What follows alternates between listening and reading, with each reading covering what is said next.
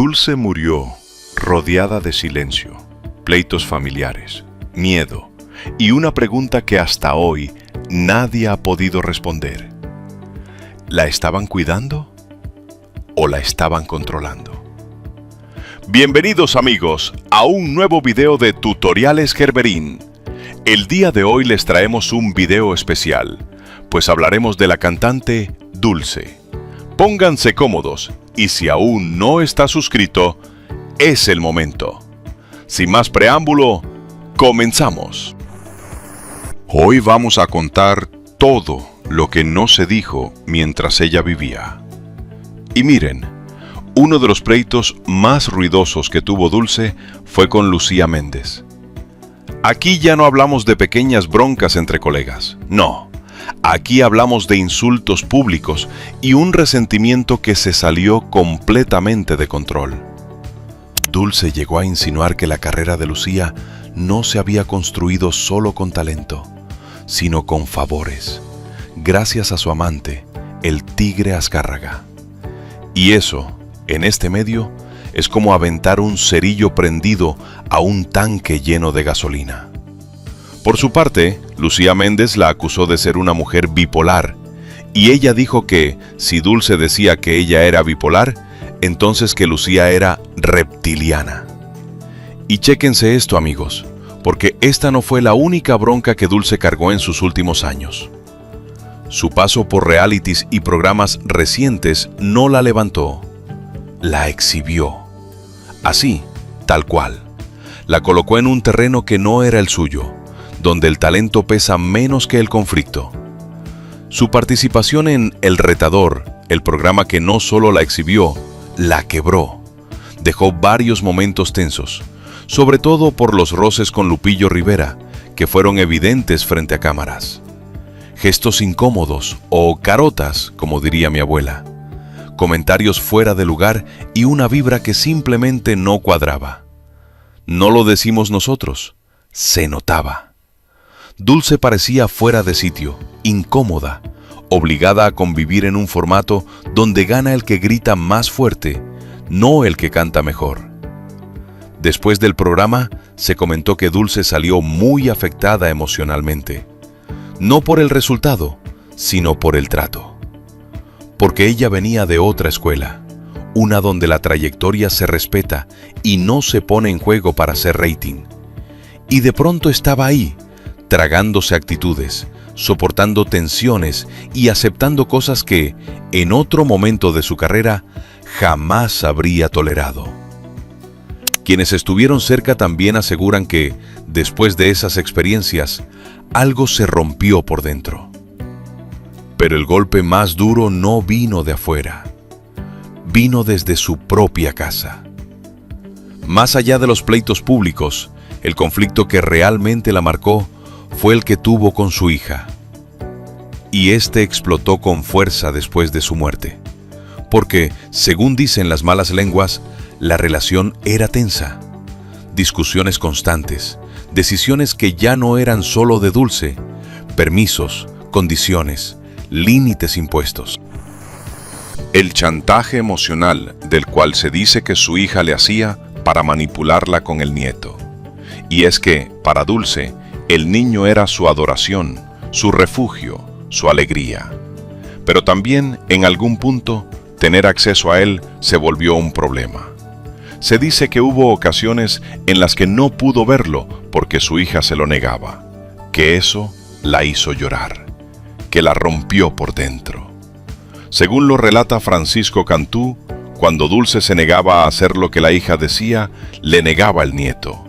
Dulce vivía rodeada de tensiones familiares, de decisiones que ya no dependían solo de ella y de una tristeza que cada vez se notaba más en privado, aunque en público siguiera sonriendo. Dulce empezó a quedarse sola, rodeada de gente, sí, pero sin paz, con aplausos, pero sin tranquilidad, con una carrera impecable, pero con una vida personal llena de grietas. Y lo más duro de todo es que nada de esto se hablaba en voz alta mientras ella vivía. Todo salió después, cuando ya no podía responder, cuando ya no podía aclarar, cuando su voz, la misma que la hizo eterna, ya no estaba para defenderla. Ahora yo les pregunto, ¿ustedes creen que Dulce estaba siendo protegida o controlada? ¿De qué lado están en este pleito familiar? Los leo en los comentarios. Ahora sí, amigos, después de todo ese ruido, de pleitos, tensiones y desgaste emocional, toca hablar de los amores en la vida de Dulce. Y ojo, porque aquí tampoco hay cuentos de hadas. Aquí hay relaciones intensas, decisiones difíciles y sacrificios que, con el tiempo, también cobraron su precio. Dulce y sus amores. Uno de los amores más importantes y el que más veces ella misma reconoció como determinante fue Gonzalo Vega. Y esta historia empieza casi como presagio. Dulce contó que, siendo muy joven, caminando por Paseo de la Reforma junto a su mamá, se quedó mirando fijamente un póster de una película donde aparecía Gonzalo. Lo vio, se quedó callada y soltó una frase que con el tiempo se volvería inquietante. Yo sé que lo voy a conocer. Tiempo después, la vida los cruzó en un consultorio médico. Nada de alfombras rojas, nada de glamour. Ahí empezó una relación que, según Dulce, fue respetuosa, formativa y profundamente significativa. Gonzalo era mayor que ella, y eso desde el inicio no le gustó nada a su madre. Hubo oposición, discusiones y resistencia familiar. Aún así, la relación avanzó. Dulce siempre habló de Gonzalo como un hombre atento, protector y clave en su crecimiento personal y profesional. Tanto así que fue él quien la recomendó con José José, el mismo que después se convertiría en su padrino musical. Pero aunque el amor estaba ahí, la estabilidad no. Ambos querían casarse, pero no tenían dinero. Vivieron juntos, soñaron juntos y al final tomaron una decisión que muchos artistas han tomado antes: priorizar la carrera. La relación duró 5 años y terminó sin escándalo público, pero no sin huella. Años después, Dulce le cantó Duele directamente a Gonzalo. Y cuando terminó la canción, él le dijo algo que lo resume todo. Yo no sabía que me habías querido tanto.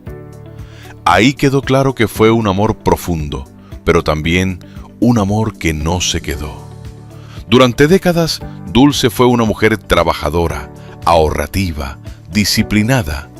Todo lo que tuvo, casas, propiedades, regalías, ingresos por giras y proyectos como Grandiosas, no cayó del cielo.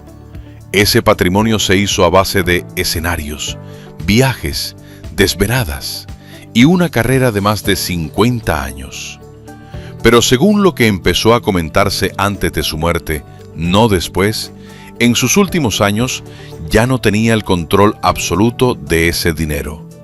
Se dijo, y aquí hablamos de versiones, no de sentencias, que su hija supervisaba sus gastos, que le ponía límites, que le cuestionaba compras tan simples como ropa o gastos personales.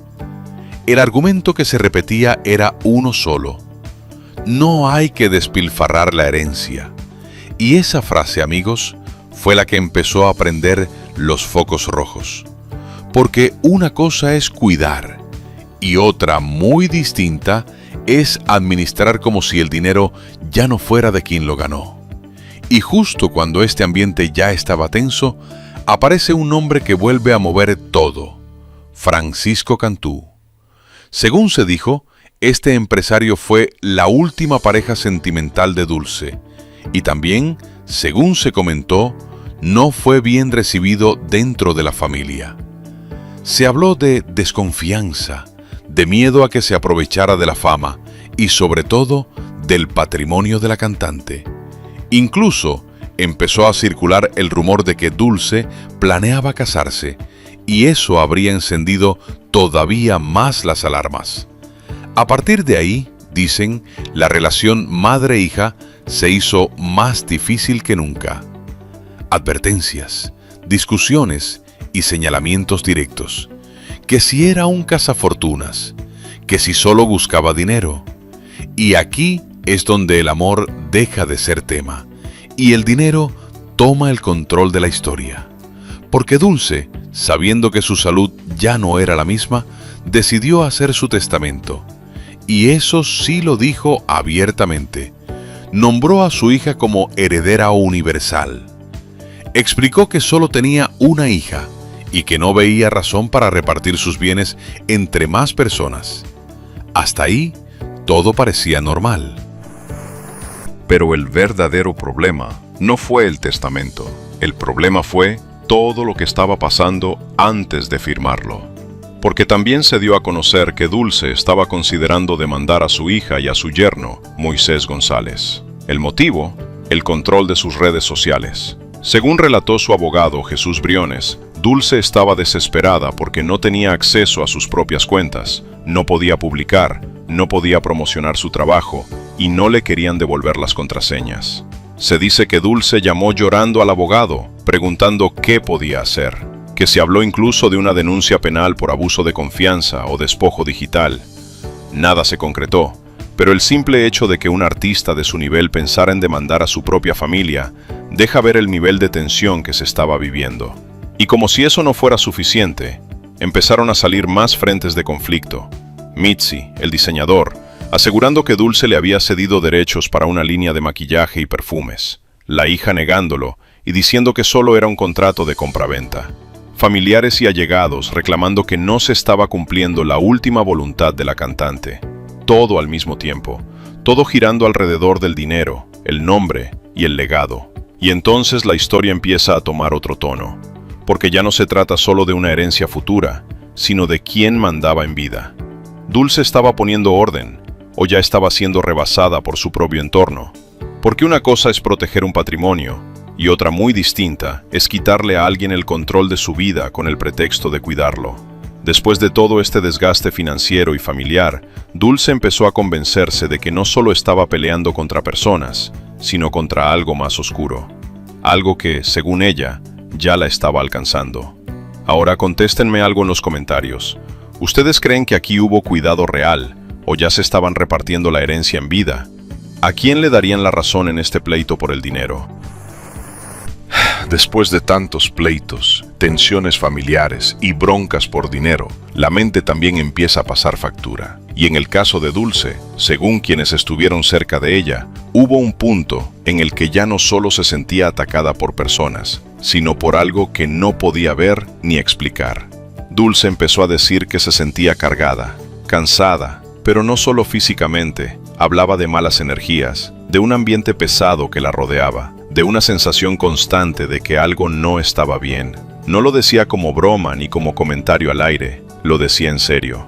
Uno de los momentos que más la afectaron, según se comentó, fue su paso por El Retador. Más allá de los roces con Lupillo Rivera, Dulce salió del programa emocionalmente quebrada. Decía que ese ambiente la había dejado mal, que había absorbido demasiada atención y que sentía que algo se le había pegado. Así, con esas palabras.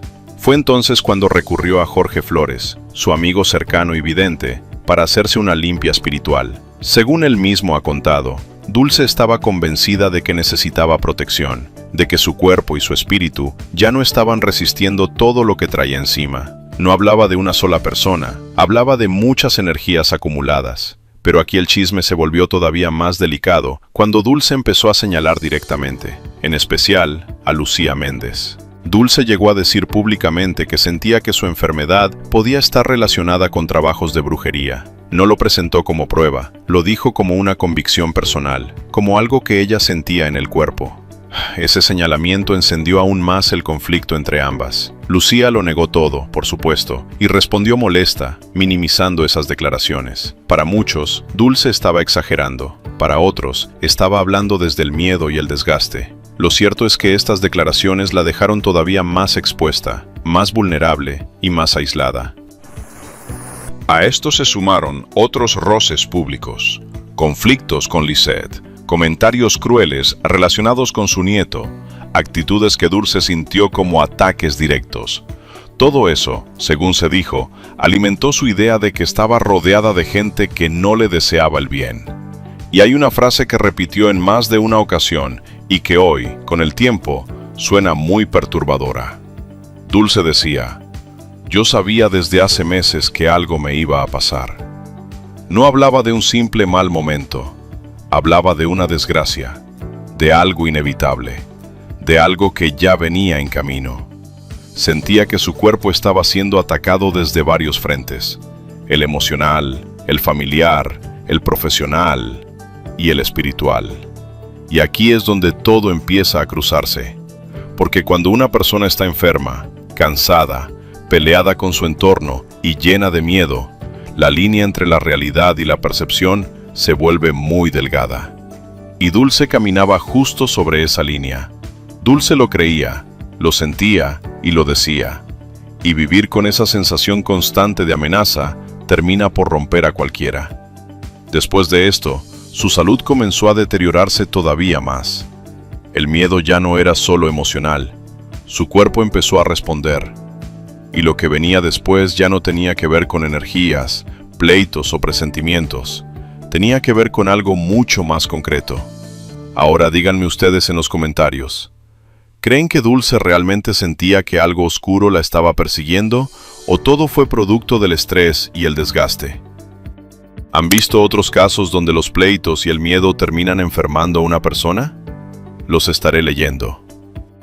Amigos, después de tanto desgaste emocional, tantos pleitos abiertos, tensiones familiares y miedos que ya se habían instalado en su cabeza, el cuerpo de Dulce empezó a decir: basta.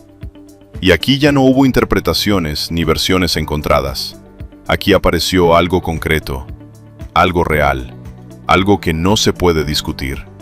A principios de ese año, Dulce fue internada de emergencia. Los médicos detectaron un tumor en el riñón. La noticia cayó como balde de agua fría. Para ella, para su familia y para quienes aún la veían fuerte arriba del escenario. Porque aunque ya se le notaba más delgada, más cansada, nadie imaginaba lo que estaba pasando por dentro. A partir de ese momento, todo se aceleró. El diagnóstico no era sencillo. Se habló de complicaciones, de tratamientos agresivos y de una cirugía mayor. Una decorticación pleuropulmonar, un procedimiento fuerte, invasivo, que dejó claro que la situación era grave. Y aún así, Dulce seguía aferrada a algo: no dejarse ver vulnerable. Quienes estuvieron cerca cuentan que uno de sus mayores miedos no era la muerte, era que la vieran así, delgada, sin fuerza, sin la imagen que siempre cuidó. Dulce tenía pánico de que alguien le tomara fotos en ese estado. No quería que el público la recordara enferma, frágil, derrotada. Quería que la recordaran como la artista impecable, la del maquillaje perfecto, la peluca bien puesta y la voz poderosa. Por eso, según se dijo, tomó decisiones muy claras. No quería visitas, no quería cámaras, no quería exposición. Todo se manejó con discreción, con silencio, con puertas cerradas, y eso, inevitablemente, alimentó todavía más los rumores. Mientras tanto, su estado de salud seguía deteriorándose. El cáncer avanzó. Se habló de metástasis en el pulmón, y con eso, algo que para una cantante es devastador. Dulce empezó a perder la voz. No solo la voz artística, sino la fuerza para hablar, para comunicarse, para explicar lo que sentía. Y aquí hay un detalle que estremeció a muchos. En sus últimos días, Dulce comenzó a tener visiones de familiares ya fallecidos. Decía que los veía, que la llamaban, que le decían que ya era momento de irse con ellos. No lo contaba con miedo, lo contaba con una especie de resignación, como si ya lo supiera. Para algunos, esto fue producto de la enfermedad y los medicamentos. Para otros, fue la forma en que su mente empezó a despedirse. Lo cierto es que ella lo vivió como algo real, como una señal. Durante todo este proceso, se dijo que su hija estuvo a su lado, que dormía con ella, que no se separó, que rechazó ayuda externa porque quería hacerse cargo personalmente. También se dijo que fue ella quien tomó decisiones importantes: no permitir un funeral de cuerpo presente, no exponerla al público, no dejar que nadie la viera en ese estado. Dicen que no fue por frialdad, sino por respeto. Dulce había dejado muy claro que no quería ser recordada así, que no quería que su imagen final fuera la de una mujer consumida por la enfermedad. Y esa voluntad, al menos en eso, sí se respetó. Pero, como dicen por ahí, el silencio, amigos, siempre genera ruido. Y mientras Dulce se apagaba lejos de los reflectores, afuera las versiones seguían creciendo. Que si estaba muy mal, que si ya no hablaba, que si ya no reconocía a nadie. Nada confirmado, nada desmentido, solo silencio. Y así, sin escándalos, sin cámaras y sin despedidas públicas, la vida de Dulce se fue cerrando. No como un gran final de telenovela, sino como algo mucho más duro, en privado. Después de todo lo que vivió, pleitos, amores rotos, conflictos familiares, miedos y desgaste, su cuerpo terminó pagando el precio. Ahora díganme ustedes, ¿creen que Dulce hizo bien en ocultar su enfermedad y proteger su imagen hasta el final? ¿O el público que la acompañó durante décadas merecía una despedida distinta? Dulce fue internada de emergencia. El diagnóstico cayó como balde de agua helada: un tumor en el riñón. A partir de ahí, todo cambió. El ritmo, las decisiones, la comunicación, todo se cerró. Y ese encierro fue justo lo que empezó a levantar sospechas. Porque mientras el público seguía viendo comunicados vagos y mensajes optimistas, la realidad era mucho más dura. Se habló de cirugías mayores, de procedimientos invasivos, de un cuerpo que ya no respondía igual. Se habló también de metástasis en el pulmón, algo que para una cantante no solo es grave, es devastador. Pero aquí viene lo verdaderamente polémico. Nadie podía verla. Mientras tanto, su estado empeoraba. El cáncer avanzó, y con eso llegó uno de los golpes más crueles para ella. Empezó a perder la voz. No solo la voz artística, sino la capacidad de hablar con claridad, de expresarse, de explicar lo que sentía. La mujer que vivió de su voz se estaba quedando sin ella. Y aquí aparece un detalle que estremeció a muchos. En sus últimos días, Dulce comenzó a decir que veía a familiares fallecidos, que se le aparecían, que la llamaban, que le decían que ya era momento de irse. No lo decía alterada, lo decía convencida, como quien ya aceptó algo que los demás todavía no quieren ver. Para algunos, eso fue efecto de los medicamentos. Para otros, consecuencia del deterioro físico.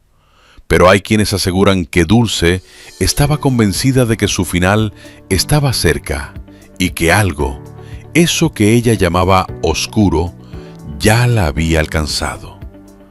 Durante todo este proceso se dijo que su hija estuvo siempre ahí, que dormía a su lado, que no se separó, que rechazó ayuda externa porque quería hacerse cargo personalmente.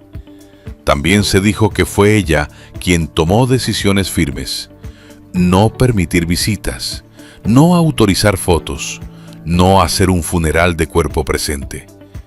Dicen que no fue frialdad, fue protección. Respetar la voluntad de Dulce de no ser vista así.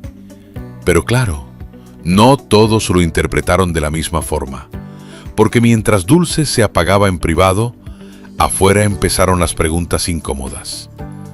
¿Por qué tanto hermetismo? ¿Por qué nadie podía verla?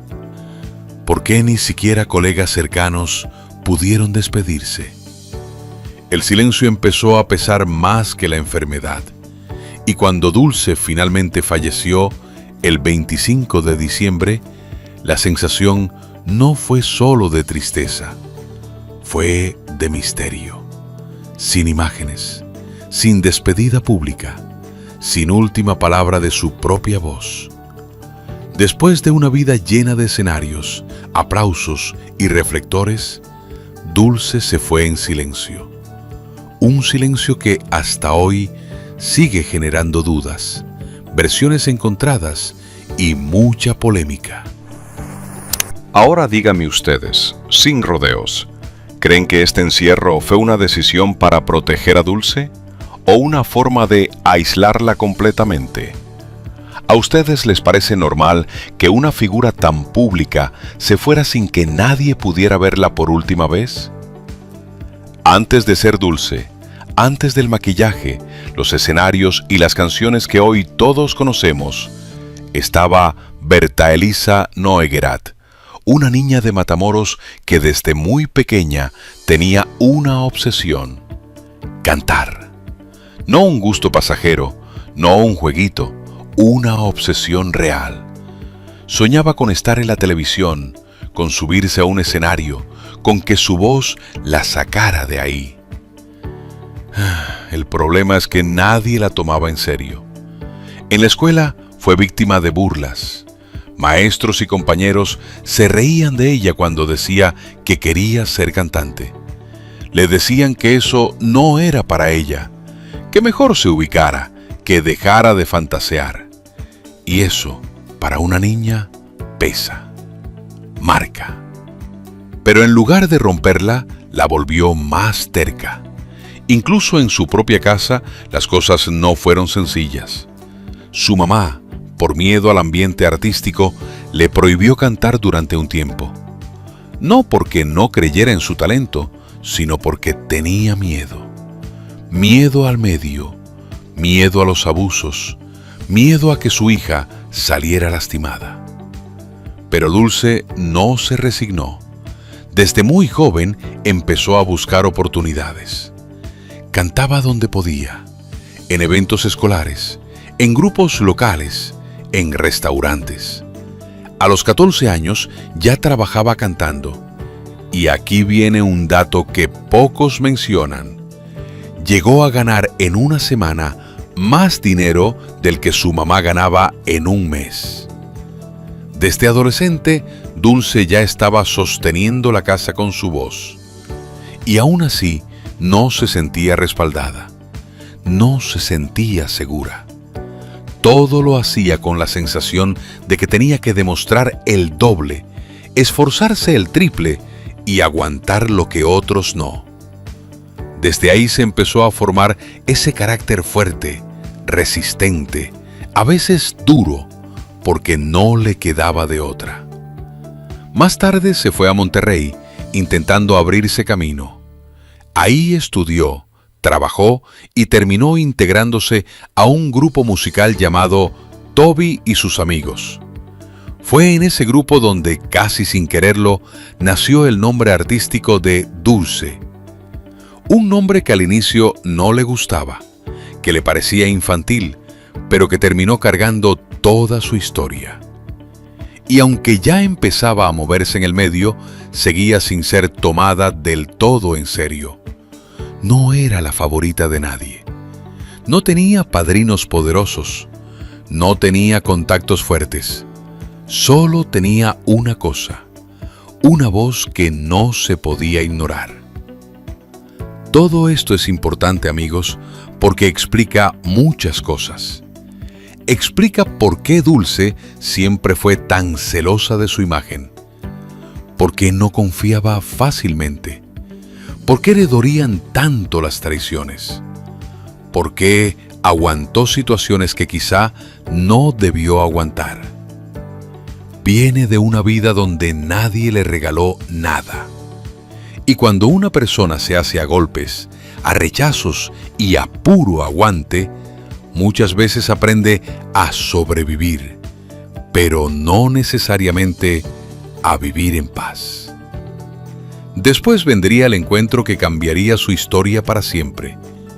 El momento en el que alguien, por primera vez, no se burló de su sueño y decidió apostar por su talento. El punto de quiebre fue cuando Dulce llegó a la Ciudad de México.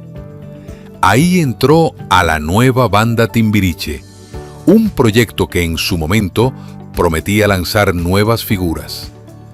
Y aunque para muchos esto pudo haber sido un trampolín perfecto, para Dulce fue más bien otra prueba de resistencia. No encajaba del todo. No era la consentida. No era la imagen que buscaban. Pero su voz no pasaba desapercibida.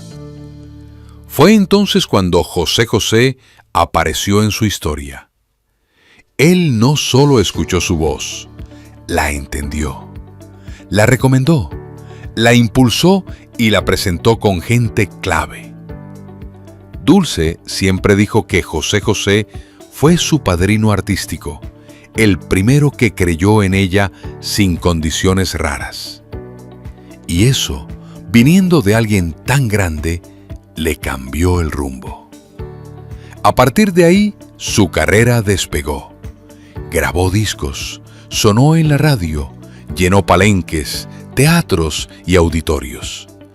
Canciones como Tu muñeca, Déjame volver contigo y Lobo se volvieron parte del soundtrack de toda una generación. Dulce ya no era una promesa, era una estrella. Pero aquí viene la parte que muchos prefieren no contar. El éxito no la protegió. Al contrario, la expuso más. Entró de lleno a una industria donde los contratos se firmaban sin leer, donde los productores mandaban, donde las mujeres tenían que aguantar insinuaciones, presiones y abusos disfrazados de oportunidades. Dulce nunca habló con lujo de detalle, pero sí dejó claro que no todo fue limpio, que tuvo que callar cosas para seguir trabajando. Y aquí se empieza a entender su carácter. Dulce se volvió fuerte, frontal, a veces dura, no porque quisiera, sino porque el medio la obligó. Aprendió a no confiar, a cuidar su imagen, a no mostrar debilidad, porque en cuanto lo haces, te comen viva. El público la veía como diva, pero detrás había una mujer cansada de demostrar que no estaba ahí por casualidad, que no era un adorno, que no era un capricho del sistema.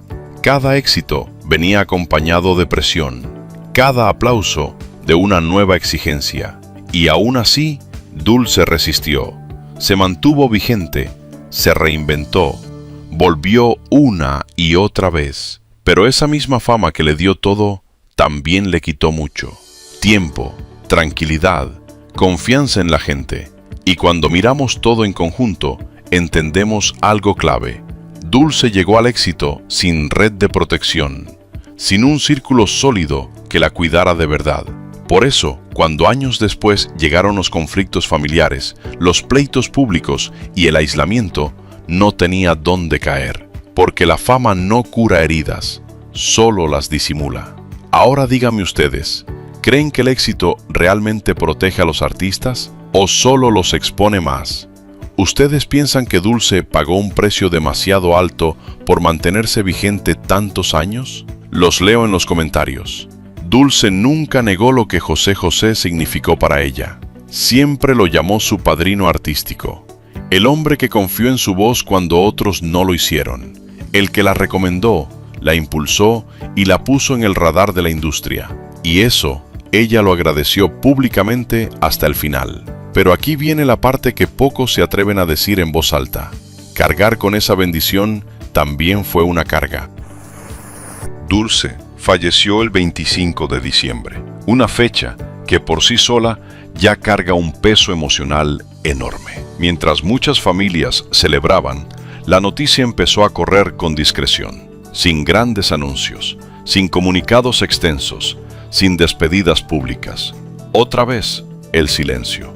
Tenía 69 años. La causa fue consecuencia directa del cáncer que la había ido consumiendo en los últimos meses. Un cuerpo que resistió todo lo que pudo, pero que ya no dio más. Y con su muerte, no llegaron las respuestas, llegaron más preguntas. No hubo funeral de cuerpo presente, no hubo homenaje inmediato, No hubo velorio abierto para colegas ni para el público que la acompañó durante décadas. Según se dijo, esa fue su voluntad. No quería ser vista así. No quería que la recordaran enferma. Quería irse como vivió los últimos meses, en privado. Para algunos, eso fue respetar su deseo. Para otros, fue un cierre frío, distante, incompleto. Lo que sí quedó claro es que Dulce se fue sin reconciliar muchas cosas. Los pleitos no se resolvieron. Las versiones quedaron enfrentadas. Las heridas siguieron abiertas. Y cuando una figura pública muere así, sin cerrar círculos, la polémica no se apaga, se hereda. Dulce fue una mujer fuerte, sí, pero también fue una mujer cansada. Y tal vez eso es lo más triste de todo. Después de cantar toda su vida para los demás, terminó sus días sin que nadie escuchara del todo lo que estaba pasando. Su voz se apagó, pero las dudas, esas siguen vivas. Si esta historia te dejó pensando, te invito a que te suscribas al canal, porque aquí no venimos a maquillar historias, venimos a contarlas como son.